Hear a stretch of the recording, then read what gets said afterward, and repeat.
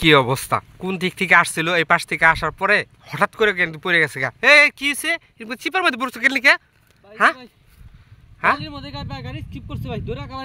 হ্যাঁ, পরে আল্লাহ, উঠো উঠো উঠো উঠো দি, তো পায়ের মধ্যে দুঃখ পাইছে নাকি?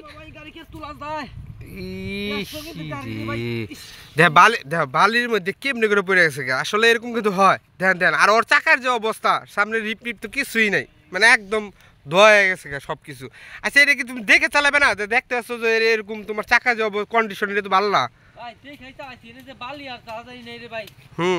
স্পিড ছিল তো, আর বালি এমন একটা জিনিস, মানে বালির সাথে কখনো বাইক পারবে না, স্কিপ করবে। আপনি যদি একটু নিচ থেকে বিনিশ হয়, স্কিপ করে পড়ে যাবেনি। এইভাবে যায় নাকি? দেখছে কেমনি করে দিচ্ছে। আরে যে আর এমনি অফ রুটেরই দেখো দেখো জানি পরে না জানি আমরা। আস্তে আস্তে আস্তে আস্তে টান দো টান দো দি, ধরো ধরো ধরো